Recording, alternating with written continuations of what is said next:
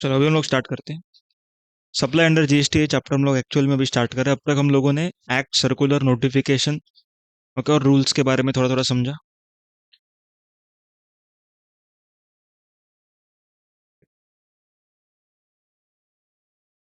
अभी जीएसटी लगने के लिए हम लोग का ट्रांजैक्शन में कुछ तो एक्टिविटीज या तो कुछ तो एक पैरामीटर होना चाहिए, वो फुलफिल करेगा तो जीएसटी लगेगा। देखो ऐसा नहीं कि कोई भी एक्ट के ऊपर मतलब कोई भी ट्रांजैक्शन के ऊपर जीएसटी लगा देंगे, कोई भी एक्टिविटी पे जीएसटी लगाएंगे, ऐसा नहीं है। Okay, there should be a proper specific activity, तो ही जीएसटी लगेगा। ओके, तो जो एक्टिविटी रहता है जिसके ऊपर जीएसटी लगता है, ओके, वो रहता है सप्लाई। लेकिन ऐसा भी हम लोग डायरेक्टली नहीं बोल सकते कि सप्लाई किया तो जीएसटी भरना पड़ेगा। Okay, that is wrong. समझ में आ रहा पॉइंट? तो it is as good as exam form भरा तो एग्जाम देना ही पड़ेगा। एग्जाम फॉर्म भरा तो पढ़ाई हुआ रहेगा तो हम लोग देंगे, नहीं तो नहीं देंगे।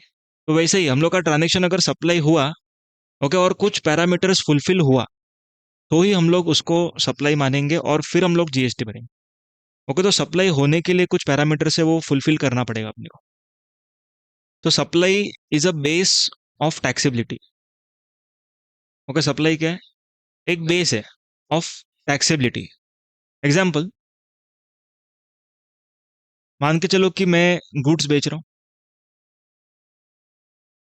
ओके, मैं गुड्स बेच रहा हूँ, मेरा बिजनेस भी है। ओके, मेरा बिजनेस है गुड्स बेचने का, और मेरे को सामने वाले से कंसीडरेशन भी मिलता है। ओके, अभी मैंने ये दोनों ही पैरामीटर्स क्यों लिखा है? क्योंकि सप्लाई होने के लिए हम लोग के ट्रांजेक्शन में यही दो चीज होना जरूरी। ओके, हम लोग के ट्रांजेक्शन में दो चीजों का होना जरूरी है, so that it becomes supply. वो हम लोग डिटेल में पढ़ेंगे, अभी खाली ओवरव्यू ले रहे हैं। ओके, पहला तो हमारा जो ट्रांजेक्शन है, it should be either of goods और ऑफ सर्विसेज। तो हम लोग का ट्रांजेक्शन जो कुछ भी हो रहा है एक्स वाई जेड, वो कौन से डेफिनेशन में पहले फॉल करना चाहिए? हाँ, सबसे पहला चीज वो फॉल करना चाहिए किसमें? गुड्स में या तो सर्विस में। मान के चलो कि हम लोग किसी को लोन दे रहे हैं, बोलो ये गुड्स है क्या? नहीं है, तो ये उधर उधर से ही बाहर हो गया। तो फिर लोन के अमाउंट के ऊपर जीएसटी का बात आगे करने का ही नहीं। ओके, तो सबसे पहला पैरामीटर हम लोग का ट्रांजेक्शन क्या फुलफिल करना चाहिए? हाँ, definition of goods and services. अगर समझो कि मैं लेक्चर दे रहा हूँ, तो ये सर्विस है। ओके, तो मेरा फर्स्ट क्राइटेरिया फुलफिल हो रहा है। अभी मैं सेकंड क्राइटेरिया की तरफ जाऊंगा। समझ में आ रहा है क्या पॉइंट? अगर हम लोग का ट्रांजेक्शन फर्स्ट वाला क्राइटेरिया फुलफिल नहीं कर रहा है, दैट इज हम लोग गुड्स ही नहीं बेच रहे या तो सर्विस नहीं दे रहे, तो फिर हम लोग आगे बात ही नहीं करेंगे। सबको समझ में आ रहा है क्या? और एक एग्जांपल लेते हैं। मान के चलो कि हम लोगों ने बिल्स ऑफ एक्सचेंज दिया किसी को। किसी को क्या दिया? Bills of exchange. Bills of exchange जो है वो एक्शनेबल क्लेम है। क्या वो गुड्स के डेफिनेशन में फॉल करता है कि नहीं? फॉल करता है, लेकिन सप्लाई नहीं माना जाता।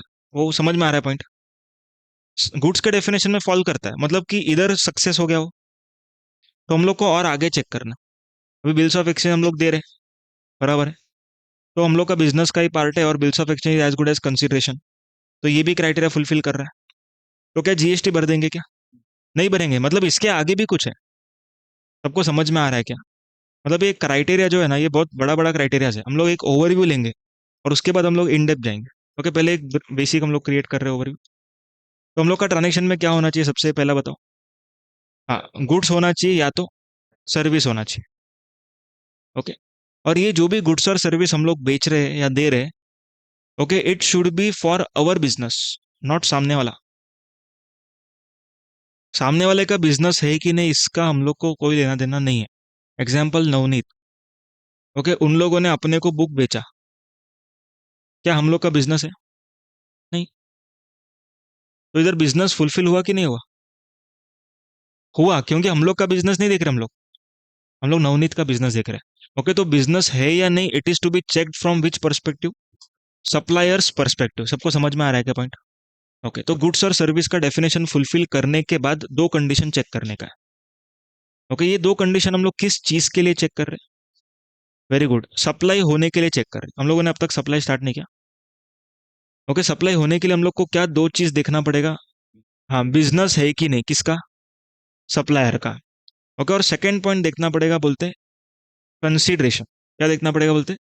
कंसीडरेशन। ठीक है, मतलब सामने वाले से हमको क्या मिलना चाहिए? पैसा, या फिर इन काइंड भी चलेगा, that is called as non monetary consideration is also a consideration.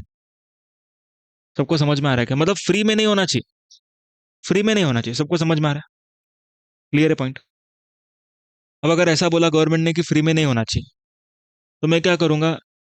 जानबूझ के मैं सामने वाले को बोलूंगा कि पैसा मत दो बैंक अकाउंट से, तुम मेरे को कैश में दे दो, और मैं वो कैश को कैश में खर्चा कर दूंगा। मतलब मैंने सेल भी किया, जीएसटी भी नहीं लगा। देखो, जीएसटी लगने के लिए क्या चाहिए? सप्लाई होना चाहिए। और सप्लाई होने के लिए क्या होना चाहिए? Business and consideration. एंड मतलब दोनों condition to be satisfied cumulatively. मतलब आपका बिजनेस ट्रांजेक्शन भी होना चाहिए, और सामने वाले से पैसा या तो इन काइंड कुछ तो आना चाहिए। सबको समझ में आ रहा है क्या? क्लियर है क्या यहाँ तक? ओके, तो ये तो लूप होल है। लोग तो यही करेंगे, क्या बोलेंगे? मैंने बिजनेस का ट्रांजेक्शन किया, लेकिन सामने वाला मेरे को पैसा नहीं दे रहा है, या फिर मैंने उसको फ्री में बेचा है, तो मैं जीएसटी नहीं भरूंगा। तो गवर्नमेंट बोलता है कि ऐसा नहीं चलेगा।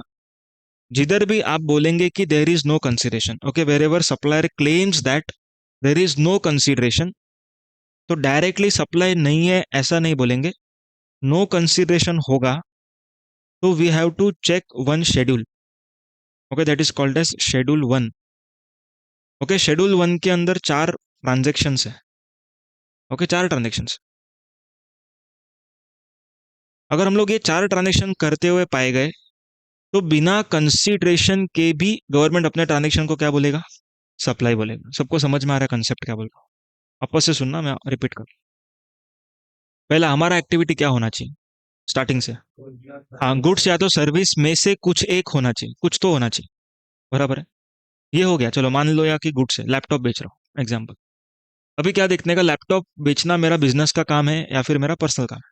अगर मानो मेरा बिजनेस का काम है, मतलब मैंने डीलरशिप लिया है एचपी से, तो बिजनेस का काम हो गया। अब जो लोग लैपटॉप ले रहे हैं मुझसे, वो लोग मेरे को पैसा दे रहे हैं, तो कंसिडरेशन भी है। मतलब अब तक हम लोग का ट्रांजेक्शन सप्लाई है, सप्लाई के एम्बिट में आ रहा है। दूसरा एग्जांपल क्या दिया? अगर समझो सामने वाले को मैंने बोला भाई तू पैसा मत दे मेरे को, तो कंसिडरेशन हुआ क्या? नहीं। तो गवर्नमेंट बोलते डायरेक्टली हम लोग नॉट अ सप्लाई नहीं बोलेंगे। अभी क्या चेक करेंगे? अभी चेक करेंगे शेड्यूल वन। समझ में आया क्या पॉइंट? मतलब जब कभी भी आप बोलोगे पैसा नहीं मिला, तो गवर्नमेंट क्या करेगा? रुको, क्या चेक किया जाएगा? Schedule one. अगर उधर से भी बच गए, तो नॉट अ सप्लाई। मतलब पहला तो बिजनेस और कंसिडरेशन दोनों होना चाहिए। अगर कंसिडरेशन नहीं है, तो डायरेक्टली मना कर देंगे क्या? नहीं। किधर चेक करके मना करेंगे? Schedule one. सबको समझ में आ रहा है क्या? ओके, तो पहला क्राइटेरिया गुड्स और सर्विसेज का हुआ। दूसरा क्राइटेरिया सप्लाई का हुआ। तो सप्लाई होने का क्राइटेरिया क्या है? Okay, business plus consideration. Okay, business plus consideration. नहीं नहीं, कंज्यूमर से लेंगे, और गवर्नमेंट को भी अपने को देना पड़ेगा। कंसिडरेशन मतलब कि सामने वाले से हम लोगों ने कुछ भी पैसा नहीं लिया, जीएसटी का तो छोड़ दो, गुड्स का ही प्राइस नहीं लिया। प्रैक्टिकली लेते हैं। अगर छुपाने का रहेगा, तो मैं गवर्नमेंट को ऐसा नहीं बोल सकता कि उसने मुझे जीएसटी नहीं दिया। तो consideration is of a product, not GST का अमाउंट। ओके, गवर्नमेंट बोलता है कि उसने जीएसटी नहीं दिया, तो हमको क्या करना? तुमको जो मिला उसमें से भरो, रिवर्स कैलकुलेशन करके। ओके, तो देखो अपना ट्रांजेक्शन क्या हो गया? गुड्स और सर्विस हो गया, सप्लाई हो गया। अब सप्लाई होने के बाद क्या स्टेप होना चाहिए, सोचो। सप्लाई हो गया, सप्लाई है, तो आगे क्या? टैक्स भरने तक हम लोग को पहुंचना है। सुनो सुनो, टैक्स भरने तक हम लोग को पहुंचना है। नहीं नहीं, उतना डिटेल मत जाओ, एकदम सिंपल सुनो। सप्लाई हो गया, तो मेरे को गवर्नमेंट अब क्या बोलता है? अब तुम चेक करो कि क्या तुम्हारा सप्लाई टैक्सेबल है कि एग्जेम्प्ट है। ओके, टैक्सेबल है या फिर एग्जेम्प्ट है। एग्जेम्प्ट का मतलब होता है जीरो टैक्स। अभी जैसे तुम लोग को समझो कोई सब्जेक्ट में एग्जेम्पशन मिला, तो पेपर देना पड़ेगा क्या? नहीं। वैसे ही अगर गवर्नमेंट ने किसी प्रोडक्ट के ऊपर एग्जेम्पशन रखा, तो टैक्स नहीं देना पड़ेगा। सबको समझ में आ रहेगा? एग्जेम्प्ट का मतलब क्या? वो एम्बिट के बाहर। अगर 60 के ऊपर मिला, तो हम लोग वो पेपर के बाहर चले जाएंगे, मतलब कि हमको पेपर देने का जरूरत नहीं, तो वैसे ही अगर हमारा प्रोडक्ट एग्जेम्प्ट है तो we are not suppose to pay tax. जैसे वेजिटेबल। Okay, vegetable. मान के चलो हम लोग का वेजिटेबल का सेल है, गुड्स का सेल है। हम लोग वेजिटेबल फ्री में नहीं बेचते। हम लोग का बिजनेस है। ओके, हम लोगों को पैसा भी मिल रहा है, सप्लाई भी है। तो क्या टैक्स भरेंगे वेजिटेबल पे? नहीं, because it is exempt supply. सबको समझ में क्लियर है? मतलब सब चीज का जड़ क्या है? सप्लाई। सब चीज का जड़ सप्लाई है। सप्लाई रहेगा तो आगे बातें होंगी। अगर सप्लाई नहीं है तो आगे बात नहीं करने का। सबको समझ में आ रहा है क्या? अच्छा, तो सप्लाई के बारे में ये सब हम लोग सीखेंगे, और साथ ही साथ हम लोग सीखेंगे what is not a supply. अभी एक्शनेबल क्लेम का जो मैंने बात किया ना, हाँ वो गुड्स था। देखो ना ध्यान से, वो गुड्स था, वो सप्लाई नहीं है। Okay, supply not a supply करके एक शेड्यूल आएगा, इधर लिखने को जगह नहीं, इधर लिख रहा हूँ। ओके, नॉट अ सप्लाई करके एक शेड्यूल 3 आएगा। मतलब ये शेड्यूल क्या बोलता है? इसके ऊपर नो जीएसटी। देखो, दो चीजों के ऊपर नो जीएसटी। एक तो सप्लाई है पर एग्जेम्प्ट है तो नो जीएसटी। दूसरा, सप्लाई ही नहीं है तो नो जीएसटी। तो गवर्नमेंट ने अलग क्यों किया? समझ में आ रहा क्या बोल रहा हूँ? देखो, दो दो चीज के ऊपर जीएसटी नहीं है। एक तो सप्लाई होने के बावजूद भी क्या है? एग्जेम्प्ट है तो नो जीएसटी। ओके, दूसरा, सप्लाई नहीं तो भी नो जीएसटी। सबको समझ में आ रहा है? अभी जो एक्टिविटी सप्लाई नहीं है ना, वो हम लोग के सेल्स में ऐड नहीं होता। एज पर जीएसटी हम लोग का सेल्स निकालते हैं पूरे साल का, वो सेल्स ऐड नहीं होएगा। कब ऐड नहीं होएगा? हाँ, जब वो सप्लाई ही नहीं है तो ऐड ही नहीं करेंगे। लेकिन सप्लाई है पर एग्जेम्प्ट है तो सेल में ऐड करेंगे। सबको समझ में आ रहा है? ये बेसिक डिफरेंस डिटेल में जब हम लोग शेड्यूल 3 में जाएंगे तब करेंगे। सबको समझ में आ रहा है बेसिक्स? तो टैक्स भरने तक का जो सफर है, okay, it will be started from goods और service, then supply, then taxable और एग्जेम्प्ट। समझ में आया? और इधर भी खत्म नहीं होता है, मतलब इसके बाद भी टैक्स आएगा ऐसा नहीं है। ओके, इसके बाद भी टैक्स आया ऐसा नहीं है। मान के चलो कि मैं लैपटॉप बेच रहा हूँ, गुड्स और सर्विस। गुड्स है, सामने वाला पैसा भी दे रहा है, बिजनेस भी है, सप्लाई भी है। लैपटॉप के ऊपर 18% टैक्स है। बोलो टैक्स भरना पड़ेगा कि नहीं? ओके, जरूरी नहीं है। अब सुनो, अब गवर्नमेंट क्या बोलता है? गवर्नमेंट बोलता है कि टैक्स सब लोग को नहीं भरना है। सब लोग इतने कैपेबल नहीं होंगे टैक्स भरने को। अभी हम लोग को चेक करना है लोगों के टर्नओवर को। अब सुनो ध्यान से। अब क्या चेक करेंगे? टर्नओवर को चेक करेंगे। ऐसा नहीं कि टैक्स भरने का है। अभी समझो मैं लेक्चर दे रहा हूँ क्लासेस को, अभी मैं सर्विस दे रहा हूँ। ओके, मैं सप्लाई कर रहा हूँ, क्योंकि पैसा भी मिलेगा और बिजनेस भी है मेरा, टैक्सेबल भी है। पर मैं टैक्स नहीं भरता हूँ। हाँ, क्योंकि मेरा टर्नओवर एक स्पेसिफाइड अमाउंट से कम है, तो मुझे गवर्नमेंट टैक्स भरने को मना कर रही है। तो मेरा टर्नओवर अगर एक लिमिट से कम है ना, less than equal to certain limit, तो फिर I don't have to pay tax. लेकिन लिमिट के ऊपर अगर मेरा टर्नओवर गया तो मेरे को टैक्स देना पड़ेगा। लेकिन इसके अंदर भी कुछ है, लेकिन अभी हम लोग उतना डीप में नहीं जाए, अगले चैप्टर में आएगा। हाँ हाँ हाँ, मैं क्लासेस से लेके गवर्नमेंट को दूंगा। और अगर नो टैक्स मतलब, मैं क्लासेस से भी नहीं लूंगा और मैं भी नहीं भरूंगा, कुछ नहीं। हाँ, इनकम टैक्स तो हर केस में लगेगा, खाली जीएसटी नहीं लगेगा।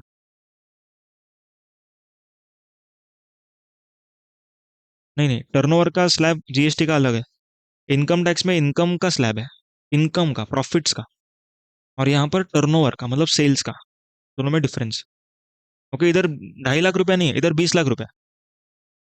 ओके, उधर 2.5 लाख जो है ना वो सेल्स नहीं है। हाँ, वो इनकम का 2.5 लाख है। इधर का 20 लाख क्या है?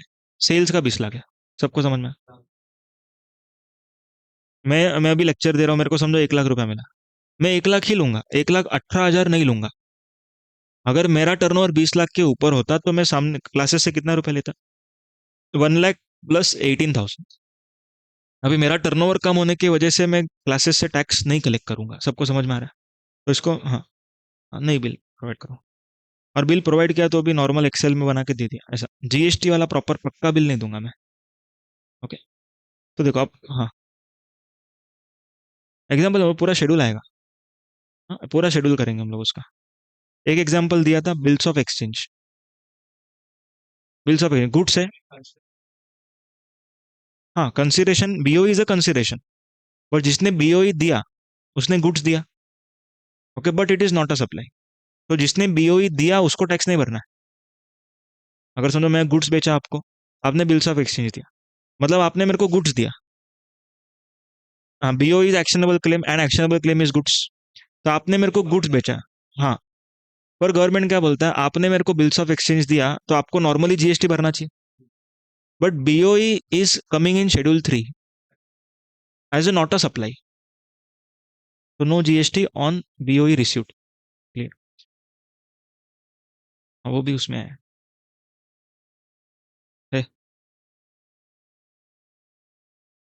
है सप्लाई है, यस। उधर एक्शनेबल क्लेम अदर देन लिखा है ना, मतलब वो नॉट अ सप्लाई का अदर देन है, नॉट एक्शनेबल क्लेम का अदर देन।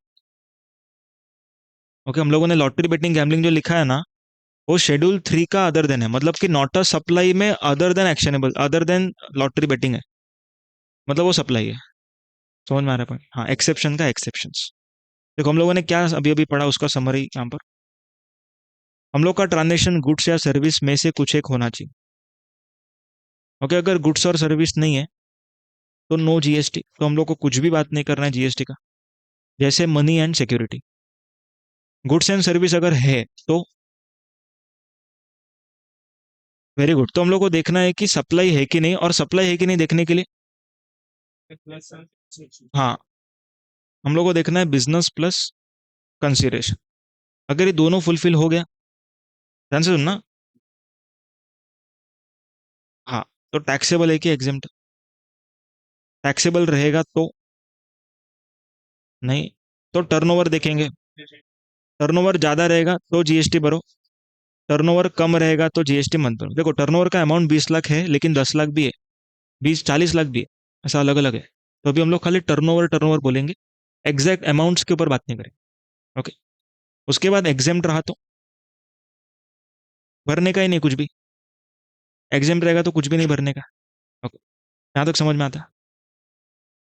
अब देखो, सप्लाई है कि नहीं। अगर सप्लाई है तो ये सब बातें है ना।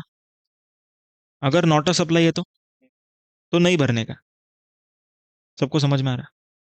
तो ये चैप्टर में हम लोग क्या क्या बातें करने वाले हैं, देखो यहाँ से लेकर के यहाँ तक,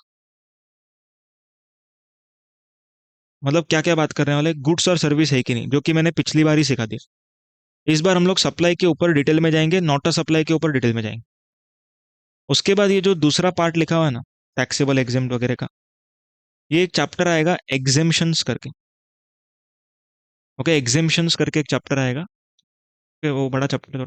तो ये एग्जेम्पशन चैप्टर का पार्ट है, ये वाला सबसे ऊपर वाला किसका पार्ट रहेगा, ये चैप्टर का, सप्लाई। उसके बाद ये जो बॉक्स मारा है, ये एग्जेम्पशन चैप्टर का पार्ट रहेगा। ओके, उसके बाद ये वाला जो पार्ट है, टर्नओवर के ऊपर की बातें। ओके, रजिस्ट्रेशन करके एक चैप्टर है। क्या चैप्टर आएगा? रजिस्ट्रेशन करके चैप्टर आएगा, उसमें सीखेंगे। ओके, अभी टैक्स किसको भरना है? नॉर्मली कौन भरता है टैक्स? नहीं नहीं नहीं, सप्लायर। सप्लायर जब भी मैं मुझे टैक्स कौन भरता है, क्या आंसर आ जाए? सप्लायर। मतलब मैं पूछ रहा हूँ गवर्नमेंट को कौन देता है? सप्लायर। ओके, तो वो गवर्नमेंट को कौन देता है, who is paying tax? Supplier. Okay, तो who is paying we are going to learn in charge of GST, next chapter, supply के बाद वाला। ओके, चार्ज ऑफ जीएसटी मतलब किसको भरना है। नॉर्मली गवर्नमेंट टैक्स किससे ले रहा है? सप्लायर से ले रहा है। पर कुछ कुछ केसेस में गवर्नमेंट सप्लायर को बोलता है कि तुम लोग मत भरो, सामने वाला भरेगा।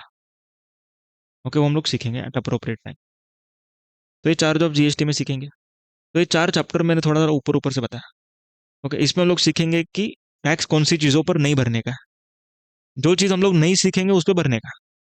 ओके, उसके बाद टर्नओवर का लिमिट सीखेंगे, किसको भरना है वो सीखेंगे। ठीक है, और भी चैप्टर्स है। कब भरना है, तो टाइम ऑफ सप्लाई, कौन से वैल्यू पर भरना है, वैल्यू ऑफ सप्लाई, कौन सी गवर्नमेंट को टैक्स मिलेगा, प्लेस ऑफ सप्लाई। ओके, पूरा हेडिंग है वो चैप्टर का, तुम लोग का जो नाम है ना, उसके बारे में बात कर रहा हूँ। तो यहाँ पर देखो, ये देखो, ये चैप्टर्स का हेडिंग है। तो चैप्टर का हेडिंग थोड़ा थोड़ा डिस्कस किया, ये इंट्रोडक्शन हो गया अपना। ओके, सप्लाई के बारे में सीखेंगे अभी, किसको भरना है ये यहाँ पर आएगा। ओके, कौन सी चीज़ पर नहीं भरना है, कब भरना है, कौन से वैल्यू पर भरना है, कौन सी गवर्नमेंट को मिलेगा, नंबर सप्लायर को कब लेना है। ओके, तो ये चैप्टर्स हम लोग ने थोड़ा थोड़ा डिस्कस किया, एकदम रफ। ओके, चलो अभी हम लोग जाते हैं सप्लाई के चैप्टर में।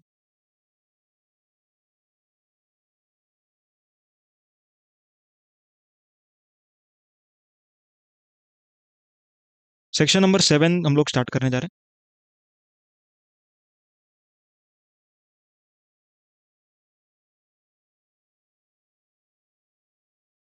अभी सेक्शन नंबर 7 के अंदर, ओके, सबसेक्शन 1 और उसके अंदर इसको बोलेंगे क्लॉज। क्या बोलेंगे इसको? Clause. In order to be supply an activity should be of goods और सर्विस। मतलब हम लोग का एक्टिविटी क्या चीज़ का होना चाहिए बोलते हैं? हाँ, गुड्स या तो सर्विस होना चाहिए, जो हम लोगों ने पिछले लेक्चर में देखा। It may be sale, transfer, barter, exchange, licence, rental, lease और डिस्पोजल। ओके, मतलब supply includes various forms of supply. Okay, ये जो यहाँ पर लिखा हुआ है, it is forms of supply. देखो आज हम लोग ना यहाँ तक ही करें। ओके, इतना ही होएगा। ठीक है? उसके आगे का हम लोग शायद स्टार्ट नहीं कर पाएंगे, देखते हैं जितना टाइम बचा उसके हिसाब से। अब यहाँ पर मैं एक स्टेटमेंट लिख रहा हूँ, उसको हम लोग एनालाइज करेंगे। वही ऊपर का ही स्टेटमेंट है, ऊपर थोड़ा सा समरी फॉर्म में लिखा है, यहाँ पर थोड़ा डिटेल में लिख रहा हूँ। Okay, supply includes various forms of supply, various forms of supply such as sale, transfer, barter, exchange, lease, licence, rental, disposal.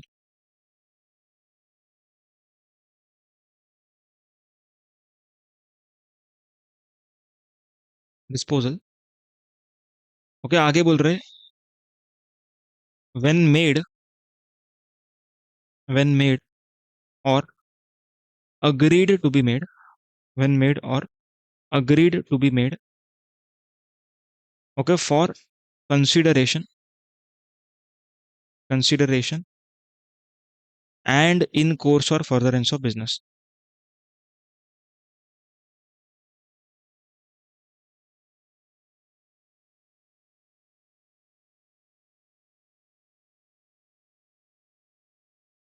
ठीक है, ये सप्लाई का डेफिनेशन है, ये सप्लाई का डेफिनेशन है। ओके, क्या बोलते हैं देखो, एक एक करके हम लोग पढ़ेंगे। सप्लाई इंक्लूड्स, क्या बोला सबसे पहला स्टेप, सबसे पहला वर्ड सप्लाई इंक्लूड्स। मतलब this definition is a inclusive definition. मतलब इसके अंदर जो लिखा है ना, खाली उतना ही नहीं है, जो नहीं लिखा है वो भी है। देखो अगर इसने बोला रहता सप्लाई मीन्स, तो जितना बोला उतना ही, उसके बाहर कुछ नहीं। इसने क्या बोला? इंक्लूड्स मतलब जो मैं बोल रहा हूँ वो तो ये है ही। ओके, जो नहीं बोल रहा हूँ वो भी है इसमें। इंक्लूड मैं मतलब बोल रहा हूँ कि ये सब चीजें हैं, ऐसा नहीं बोला यही चीजें हैं। सबको समझ में आ रहा है क्या? क्लियर है क्या? तो ये डेफिनेशन ना छोटा डेफिनेशन है एक्चुअली। अभी अपने को लग रहा है बड़ा डेफिनेशन 4 लाइन, नहीं वो छोटा डेफिनेशन। अभी गवर्नमेंट इसको इंक्लूसिव डेफिनेशन क्यों बनाता है?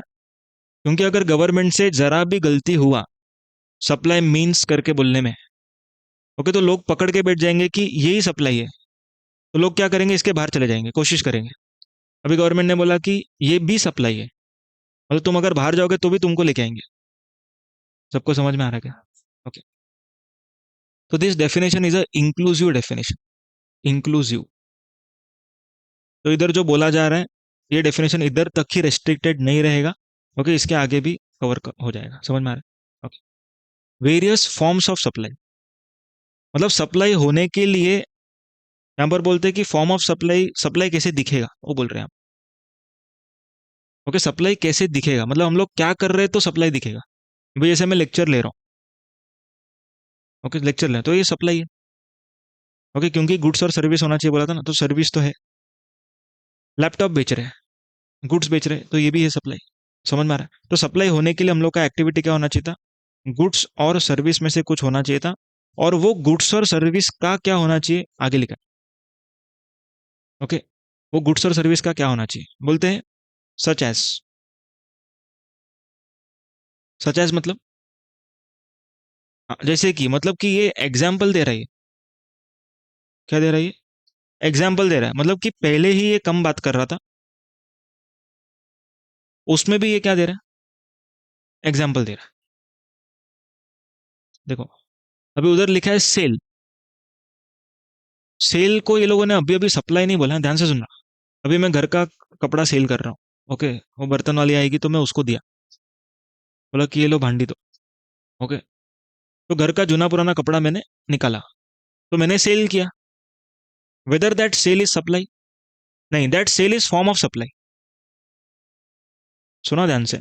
अभी रेमंड भी कपड़े बेच रहा है, समझो मैं घर का एक दो कपड़ा बेचा, तो दोनों जन ने एक काम कॉमन किया, सेल। सेल दोनों ने कॉमन किया, मतलब फॉर्म ऑफ सप्लाई दोनों जन कर रहे हैं। बट ये दोनों जन ने किया हुआ फॉर्म ऑफ सप्लाई को गवर्नमेंट सप्लाई नहीं मान रहा है। ओके, तो अभी नीचे हम लोग जाके पढ़ेंगे कि कब गवर्नमेंट इस फॉर्म ऑफ सप्लाई को सप्लाई मानेगा। समझ में आ रहा है क्या? तो पहले फॉर्म ऑफ सप्लाई है, जो कि एक्चुअल में इरेलीवेंट है क्योंकि एग्जाम्पल है। गवर्नमेंट ने पूरा बोल दिया रहता तो अलग बात था। तो क्या बोल रही है गवर्नमेंट यहाँ पर? It is just an example. क्या एग्जाम्पल दे रही है देखो, बोलती है सेल। तो सेल किया तो हाँ ठीक है, सप्लाई किया, मतलब सप्लाई हो सकता है। उसका ट्रांसफर, तो ट्रांसफर हो सकता है right to use. Okay, right to use मतलब कि मैंने किसी को गुड्स बेचा नहीं, okay, I have transferred the usages rights. मैंने बोला कि तुम लोग थोड़ा सा यूज करो इसको, 10 दिन यूज करो। समझ में आ रहा है पॉइंट? ओके, उसके बाद बोलते हैं बार्टर। बार्टर बोलते हैं, बार्टर। क्या मतलब है इसका? हाँ, तुम लोग का एएस है क्या तुम लोग को? एएस खत्म हो गया, अकाउंटिंग स्टैंडर्ड? एएस 9 हुआ? हेडिंग, ठीक है। लीज नहीं है, रेवेन्यू रिकॉग्निशन। ठीक है, ठीक है, सुनो। अब बार्टर का एग्जांपल सुनो। बार्टर का एग्जांपल समझो कि यहाँ पर मैंने मोटर व्हीकल बेचा, ओके, मोटर व्हीकल मैंने बेचा, और मेरे को रिटर्न में उस बंदे ने 5 बाइक बेचा।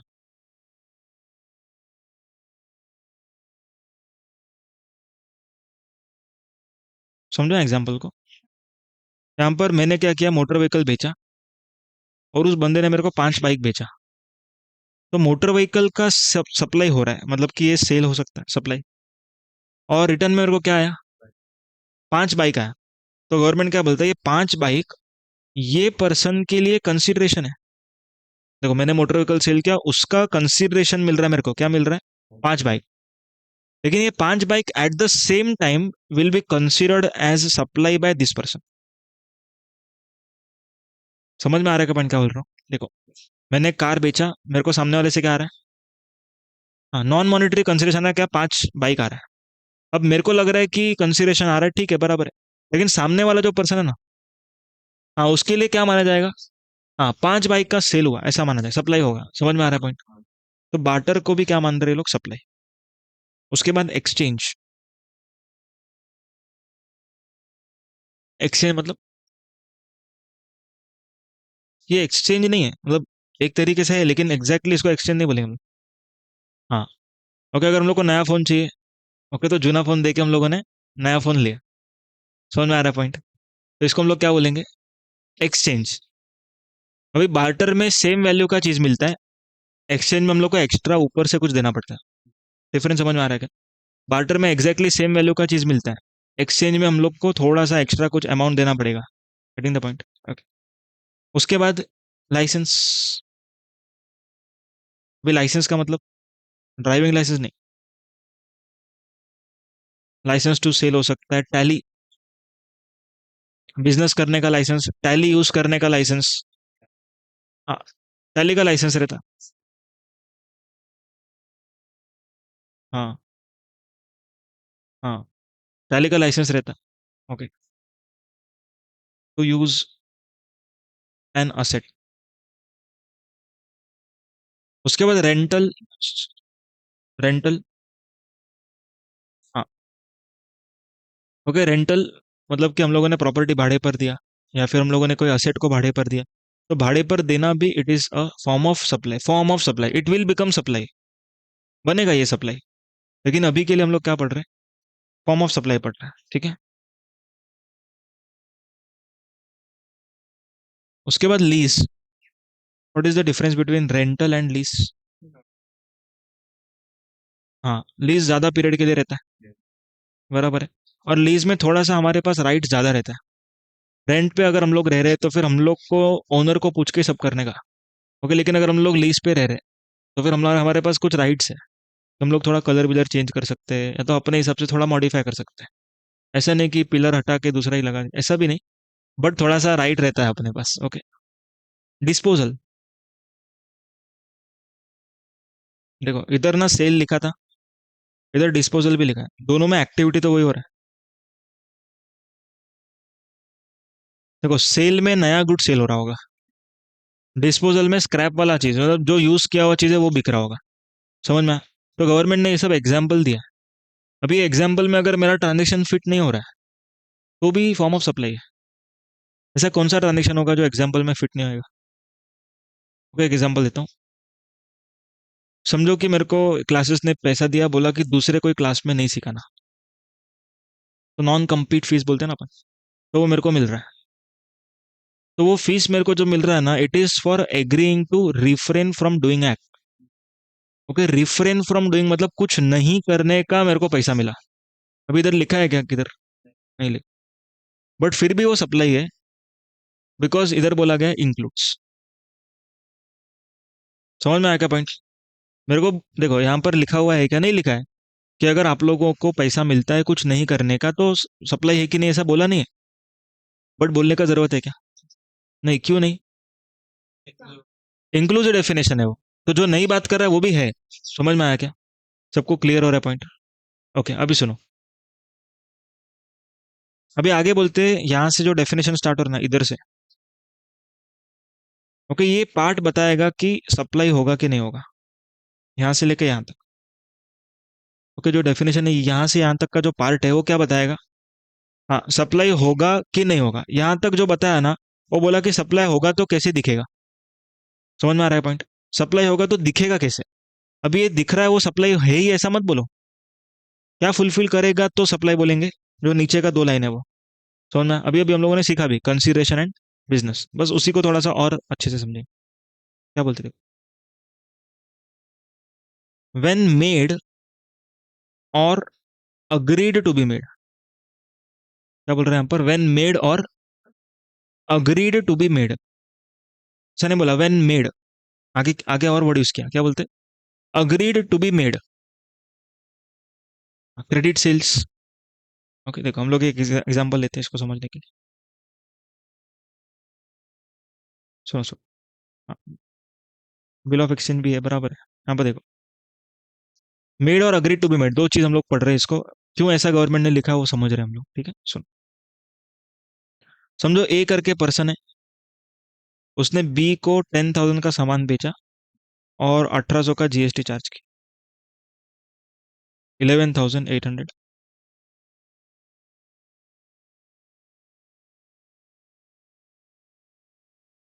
अभी जो बी है वो क्या कर रहा है, वो समझो इसको पेमेंट नहीं कर रहा है, इसको टाइम दिया गया था 2 महीने का कि पे करो।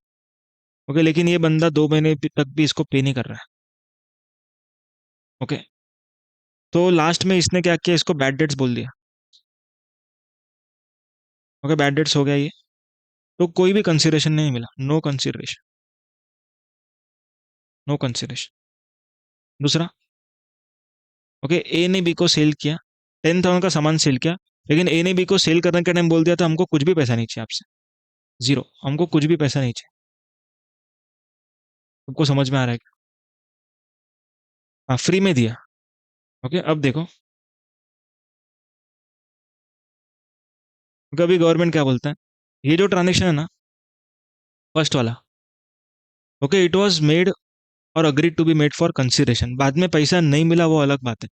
ओके, अभी आपको आप ऐसा नहीं बोल सकते कि कोई भी कंसिडरेशन नहीं मिला है तो नॉट अ सप्लाई, क्योंकि जब सेल किया ना, at that time this transaction was, हाँ, अग्रीड फॉर कंसिडरेशन। सबको समझ में आ रहा है? इसीलिए ये ट्रांजेक्शन को क्या बोलेंगे, सप्लाई। लेकिन ये ट्रांजेक्शन में, हाँ, ये ट्रांजेक्शन में देयर वाज नो कंसिडरेशन, पहले ही बोल दिया, मना कर दिया था, तो ये ट्रांजेक्शन को हम लोग नॉट अ सप्लाई बोल देंगे, मतलब सप्लाई के एम्बिट से बाहर चला, नॉट कंसिडरेशन, नो सप्लाई। लेकिन शेड्यूल वन पढ़ेंगे तभी ये चेंज भी हो सकता है आंसर। हाँ, शेड्यूल वन पढ़ेंगे तो आंसर चेंज भी हो जाएगा, सबको समझ में आ रहा है? हाँ, लिसन एवरीवन। तो यहाँ पर ये जो फर्स्ट ट्रांजेक्शन है ये क्या बोलता है, it was agreed for consideration, इसीलिए इसको हम लोग क्या बोलेंगे, सप्लाई बोल देंगे। अगर गवर्नमेंट लिखता कि जो भी transaction made for consideration are supply, तो ये सप्लाई नहीं होता, क्योंकि पैसा नहीं मिला। पर अभी गवर्नमेंट क्या बोल दिया था, अग्रीड, अग्रीड मतलब, हाँ, पैसा देना डिसाइड हुआ था, मिला नहीं अलग बात है, देना डिसाइड तो हुआ, बस सप्लाई, तो अभी जीएसटी भरना पड़ेगा। वो समझ में आया? क्लियर है मेड और अग्रीड टू बी मेड का मीनिंग? ओके। हाँ, हाँ, हाँ, हाँ, जीएसटी का भी हमें बेनिफिट, क्योंकि हमको तो भरना पड़ेगा, उससे तो पैसा मिला नहीं अपने को। हाँ, हाँ, वो भी सप्लाई आएगा शेड्यूल वन पढ़ने के बाद। अभी तक के नॉलेज के हिसाब से free samples is not a supply, consideration नहीं है। लेकिन शेड्यूल वन, देखो इसीलिए गवर्नमेंट ने शेड्यूल वन बनाया, नहीं तो लोग सबको फ्री सैंपल ही बांटेंगे और पैसा कैश में लेते रहेंगे। इसीलिए गवर्नमेंट ने शेड्यूल वन बना के रखा है, ताकि ऐसे ट्रांजेक्शन को पकड़ सके।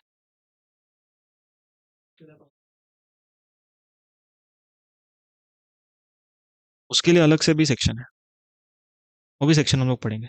ओके, समझ में आ रहा है पॉइंट्स? चलो आगे सुनो।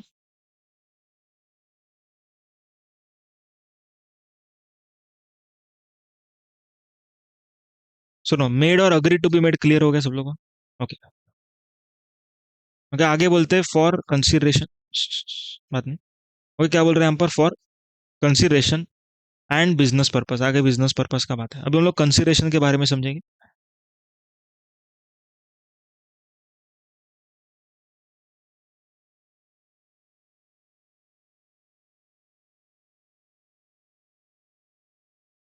कंसिडरेशन के लिए हम लोग को 5 इंपॉर्टेंट पॉइंट्स ध्यान में रखना है। सबसे पहला पॉइंट,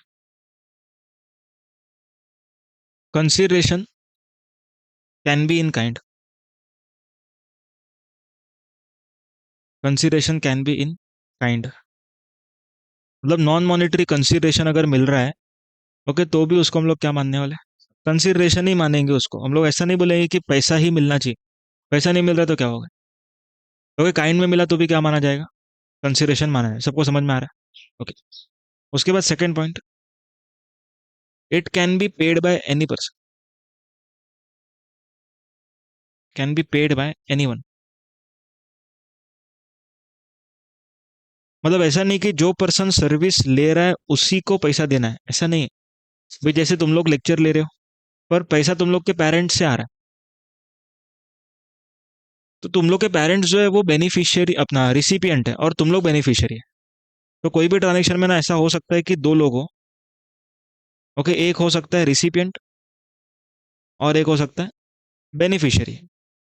मतलब पैसा बेनिफिशियरी से आए या फिर रिसिपिएंट से आए, फर्क नहीं पड़ता है, किससे भी आए चलेगा, okay, it will be still treated as consideration. सबको समझ में आ रहा है point? Okay. Third point, refundable deposits. Okay, refundable deposit मतलब कि हम लोग को कुछ अ, पैसा मिल रहा है, लेकिन वही हमको रिफंड भी देना है। तो गवर्नमेंट बोलता है कि जो पैसा आपको मिल रहा है एज अ रिफंडेबल डिपॉजिट, वो क्या करना है आप लोग को, वापस से उसको दे देने का है। ओके, तो फिर इसको हम लोग सप्लाई नहीं मानेंगे। ओके, एक एग्जांपल लेते हैं। मान के चलो, ए करके एक पर्सन है, लैंडलॉर्ड। ओके, बी करके क्या है, एक टेनेंट है। ओके, ए ने बी को ओके जगह भाड़े पर दिया है। ओके, ए ने बी को क्या दिया, जगह भाड़े पर दिया है। अभी बी ने क्या कर रहा है, बी को बोला गया है कि आप 10,000 का रेंट पे करो। ओके, और साथ में सिक्योरिटी डिपॉजिट भी पे करो, जो आपको छोड़ने के टाइम प्रॉपर्टी आप जब छोड़ देंगे तभी वापस मिल जाएगी। समझो 50,000 का डिपॉजिट ले लिया इसने। अभी लैंडलॉर्ड के अकाउंट में कितना रुपया है, 60,000, पर गवर्नमेंट बोलता है कि इसको 60,000 पे जीएसटी नहीं भरना है। हाँ, इस पे जीएसटी कितने पे आएगा, हाँ 10,000 के ऊपर जीएसटी आएगा, सबको समझ में आ रहा है। तो 50 के ऊपर जीएसटी नहीं आएगा। लेकिन अभी गवर्नमेंट क्या बोलता है आगे, unless appropriated for supply, unless appropriated for supply, मान के चलो लास्ट मंथ में जब ये छोड़ के जा रहा था, हाँ ओके, तभी उसका 50,000 का जो डिपॉजिट है वो रिटर्न जा रहा था। लेकिन लैंडलॉर्ड बोलता है कि आप मेरे को 10,000 देंगे, बाद में मैं आपको 50 दूंगा, उससे अच्छा मैं आपको डायरेक्टली कितना देता हूँ, 40। समझ में आ रहा है पॉइंट क्या हो रहा है, देखो लास्ट मंथ का बात चालू है। लास्ट मंथ में ये पर्सन उसको रेंट पे करने वाला था और ये उसको डिपॉजिट वापस करने वाला था। तो गवर्नमेंट क्या बोलता है, आप 50 रिटर्न करोगे, 10 वापस आएगा। तो बेटर क्या कर लेते हैं, हाँ 50 में से हम लोग क्या रिड्यूस कर देंगे, 10। ये 10 हम लोगों ने किस चीज का रिड्यूस किया, हाँ रेंट का रिडक्शन किया। तो इसको बोलते हैं appropriated for supply. so therefore 40,000 will be treated as not a consideration, क्योंकि ये एक्चुअल में रिफंड हो गया।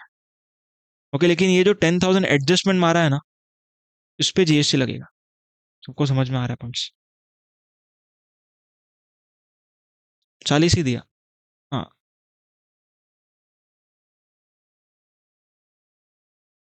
किस चीज का, हाँ तो फिर उसको भी सप्लाई माने।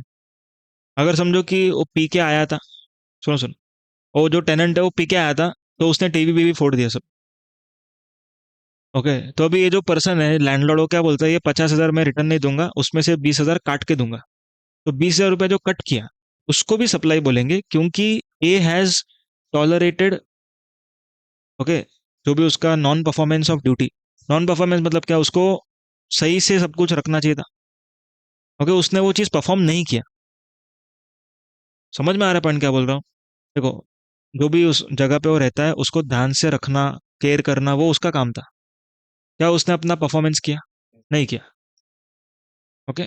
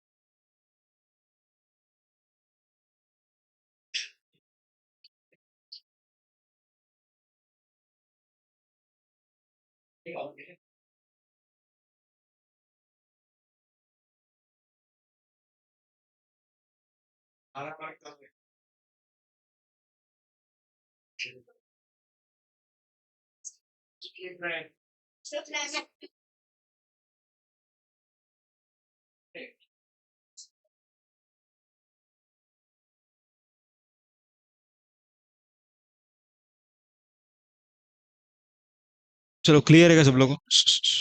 यहाँ पर देखो, fourth,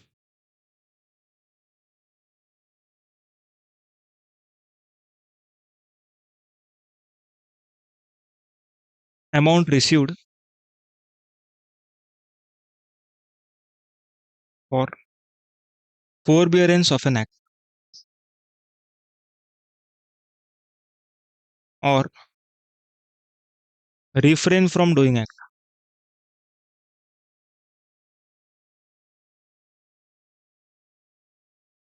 okay, amount received for forbearance of an act मतलब कि फोरबियरेंस का मतलब होता है कि टॉलरेटिंग नॉन परफॉर्मेंस, जो अभी अभी हम लोगों ने देखा कि समझो क्लासेस ने मेरे को बोला कि 80 आवर्स में आपको लेक्चर कंप्लीट करना है।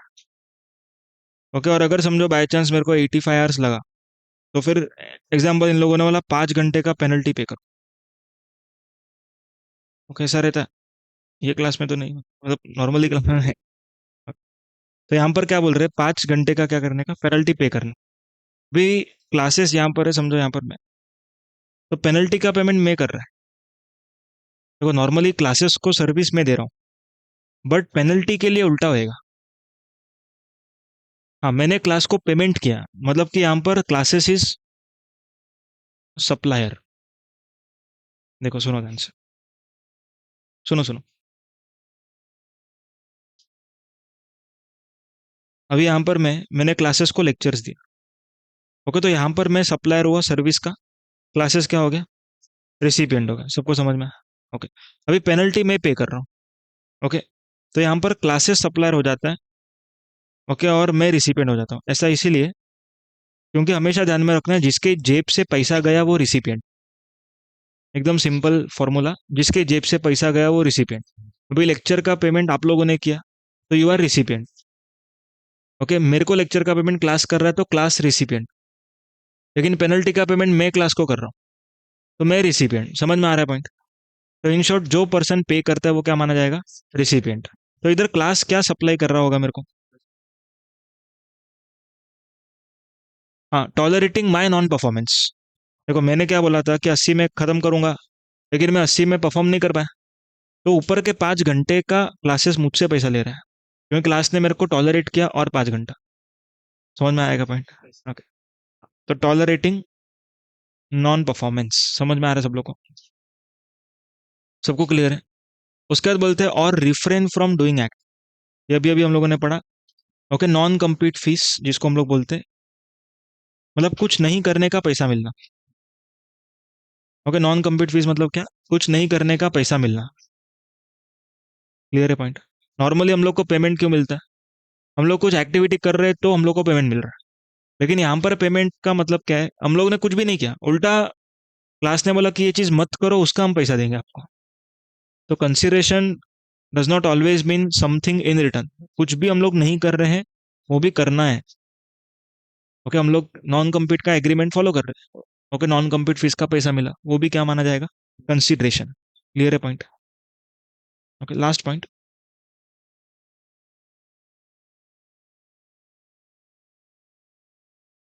हाँ बरोबर है, हाँ सेम ही हाँ बरोबर। गवर्नमेंट सब्सिडी, लिसन, वो गवर्नमेंट सब्सिडी को हम लोग कंसिडरेशन नहीं बोलेंगे।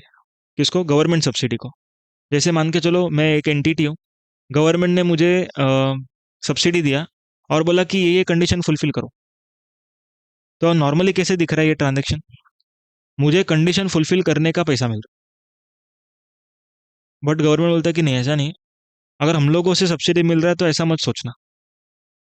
देखो समझो, मैंने बैकवर्ड एरिया में प्लांट डाला, मेरे को बोला कि 5,000 टन आपको माल बनाने का, तो हम आपको सब्सिडी दे रहे हैं।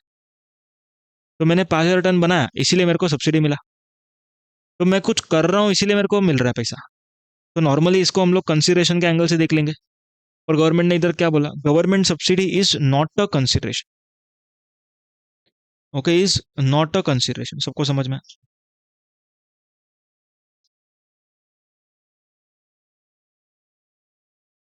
Everyone clear? अभी देखो यहाँ पर दो पॉइंट ऐसे थे जिसमें हम लोग नॉट अ कंसिडरेशन बोल रहे थे। Okay, refundable deposit not a consideration, और सब्सिडी। उसके अलावा सारे के सारे पॉइंट्स कंसिडरेशन है करके था। ओके, क्या क्या पॉइंट है एक बार वापस से? Consideration can be in kind, consideration can be paid by anyone, refundable deposit is not a consideration unless appropriated for supply। उसके बाद amount received for forbearance of act or refrain from doing act is a consideration। and last, government subsidy is not a consideration। सबको समझा है क्या भाई? तो अपना consideration के बारे में हुआ, तो ये वाला पार्ट यहाँ तक हो। मतलब ये डेफिनेशन में हम लोग यहाँ तक पहुंचे। सबको क्लियर है क्या पॉइंट? एक बार वापस से कर देते हो पॉइंट, थोड़ा revision. Supply includes various forms of supply. Okay, इसका शॉर्ट फॉर्म है बेस्ट एलडीआर। ओके, इसको शॉर्ट फॉर्म में रखेंगे, best LDR, barter, exchange, sale, transfer, okay, L square, lease और licence, disposal and rental. Clear है point? Best LDR होना। आगे सुनो। वेन मेड और agreed to be made for consideration, and दूसरा बोलते हैं, दूसरा क्या बोलते हैं सुनो, इन कोर्स और फर्दरेंस ऑफ बिजनेस। हाँ देखो क्या बोलते हैं, इन कोर्स और फर्दरेंस ऑफ बिजनेस। अभी इसका मतलब क्या हो समझते हैं? हाँ, देखो इसमें ना दो टर्म्स हैं। ओके, बिजनेस के डेफिनेशन में देर आर टू टर्म्स जो हमने ऊपर हाईलाइट किया। ओके, एक था in course of business. Okay, in course of business,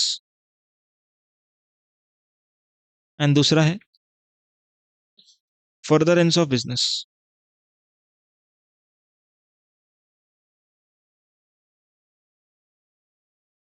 okay, in course of business और फर्दरेंस ऑफ बिजनेस। अभी इसका मतलब क्या देखो, अभी मान के चलो विजय सेल्स। ओके, इसका बिजनेस है एसी बेचने का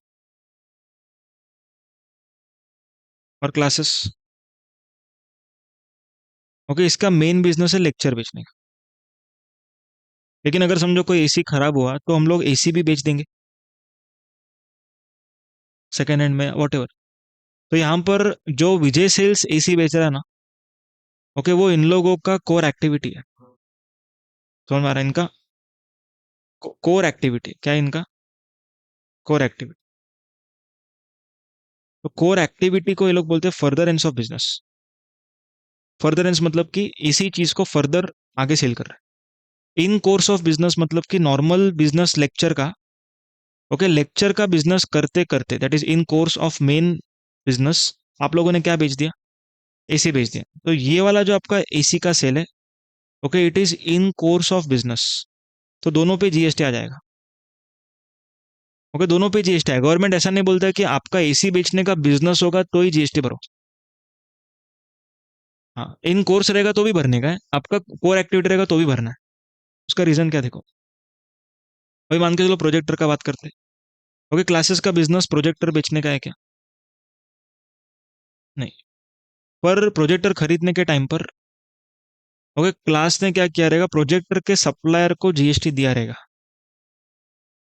और क्लास ने लेक्चर के सेल के टाइम पर वो जीएसटी को माइनस किया रहेगा। ओके, हम लोगों ने ऐसा एग्जांपल लिया था एक शायद। तो मैं यहाँ पर एक ले लेता हूँ।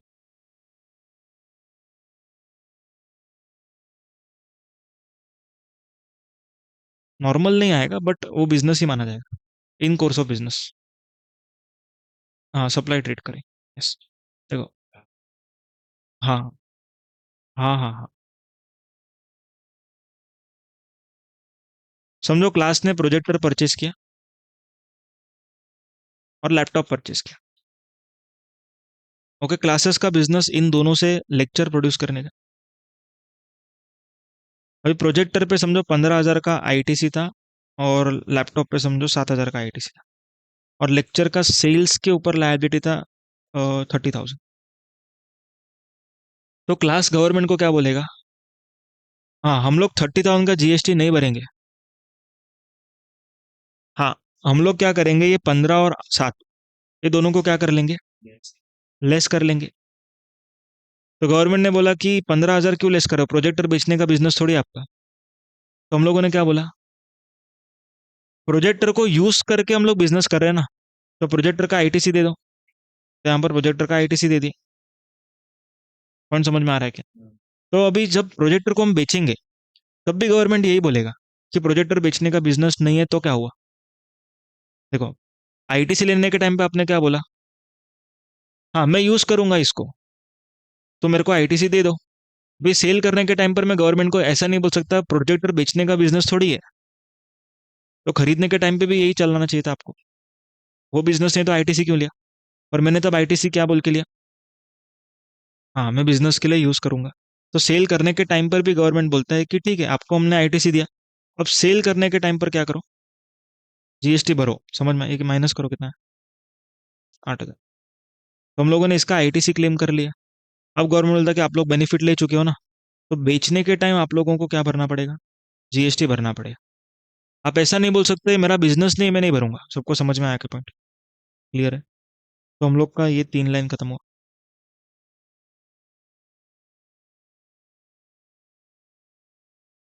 सबको समझ में आया क्या पूरा अच्छे से? डेफिनेशन खत्म। इसको लिखो।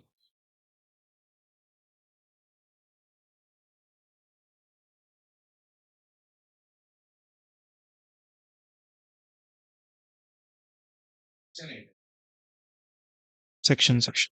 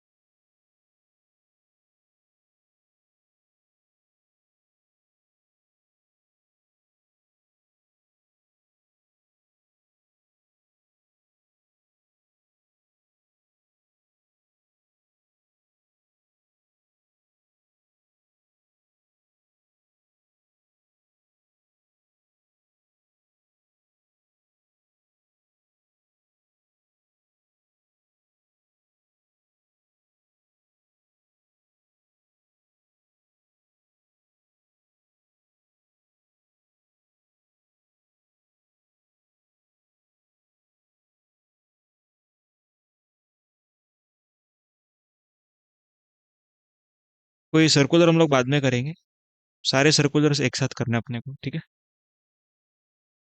नहीं, नंबर्स याद नहीं रखना, सर्कुलर से याद हो जाएगा। सुनो, नेक्स्ट हम लोग ये वाला सेक्शन करेंगे, सेक्शन नंबर 71AA। इसमें बोलते हैं कि transaction between members is also a supply. इसका मतलब क्या? अभी समझो लायंस क्लब, अभी हम लोगों ने लायंस क्लब का समझो सब्सक्रिप्शन बाय किया। ओके, तो हम लोग वीकेंड पे जा सकते हैं उधर, या जो भी है हम लोग का एक टाइम स्लॉट रहेगा, रोज 5 से 6 जाना है या तो फिर संडे को जाना है, जैसा भी। अभी यहाँ पर क्या होता है, हम लोग ने कंट्रीब्यूट करके, मतलब हम लोगों ने सब्सक्रिप्शन का अमाउंट दे करके, ओके, लायंस क्लब बनाया। और लायंस क्लब अभी हम लोग को ही सर्विस दे रहा है, मतलब सब मेंबर्स ने पैसा दिया और लायंस क्लब बना। अब लायंस क्लब वही पैसे से कुछ असेट्स खरीद के हम लोग को बोल रहा है कि आके तुम लोग यूज करो और उसका पैसा दो, या तो फिर जो भी है मेंबरशिप फी पे करो। तो अभी गवर्नमेंट बोलता है कि इसको भी हम लोग क्या मानेंगे, सप्लाई मानेंगे, इसको भी सप्लाई मानेंगे। देखो, नॉर्मली हम लोग खुद को ही सर्विस नहीं दे सकते, कोई पर्सन खुद को ही सर्विस नहीं दे सकता। अभी हम लोगों ने समझो क्लास खोला, तो क्या खुद ही पढ़ेंगे क्या उसमें? नहीं। समझ में आ रहा है? अपन दूसरे किसी को सर्विस देंगे। तो पर ये लायंस क्लब का एग्जांपल कैसे, हम लोगों ने ही बनाया और हम ही सर्विस ले रहे हैं। तो गवर्नमेंट बोलता है ऐसे ट्रांजेक्शन को भी जीएसटी में सप्लाई माना जाएगा। सबको समझ में आ रहा है क्या? नहीं नहीं, वो असेट का बात नहीं चालू है। देखो, समझो कि सब्सक्राइबर ने पैसा दिया, सब लोगों ने मिलकर पैसा दिया, 10 लाख जमा हो गया। अभी 10 लाख में लायंस क्लब ने फॉर एग्जाम्पल टेबल टेनिस का कोर्ट बनाया। अभी टेबल टेनिस खेलने के लिए कौन आएगा? जो सब्सक्रिप्शन पे करेगा, मेंबर। मतलब मेंबर ने ही पैसा दिया, मेंबर ने ही खरीदा, और अभी वो एसोसिएशन मेंबर को ही सर्विस दे रहा है। हाँ, 10 लाख पे नहीं, सब्सक्रिप्शन के अमाउंट के ऊपर। हाँ, हर महीना जो सब्सक्रिप्शन आएगा या फिर हर साल उसके लगे। क्लियर है का पॉइंट्स? हाँ, सर्विस का सेल मानेंगे इसको। हाँ। हाँ। हाँ, उस पे लगे। सबको समझ में आया क्या? मतलब इन शॉर्ट, हम लोगों ने एसोसिएशन बनाया, और हम लोग ही उस एसोसिएशन से सर्विस ले रहे, तो भी जीएसटी भरना पड़ेगा। नॉर्मली हम लोग अगर कुछ एसोसिएशन है, कुछ भी कंपनी वगैरह फॉर्म करते हैं, तो उसमें हम लोग खुद को ही चीजें नहीं बेचते हैं। अभी समझो पार्टनरशिप फर्म, दो पार्टनर ने मिलकर पार्टनरशिप फर्म बनाया। अभी पार्टनरशिप फर्म उन दोनों पार्टनर को ही सेल थोड़ी करेगा, वो तो दूसरे किसी को बेचने के लिए बनाया है। पर एसोसिएशन का पर्पस क्या रहता है? जिन लोग ने बनाया उन्हीं को सर्विस दो। ओके, तो भी इसको क्या मान लेंगे हम लोग? सप्लाई मान लेंगे जीएसटी के हिसाब से। सबको समझ में आया? ठीक है, आज के लिए इतना है।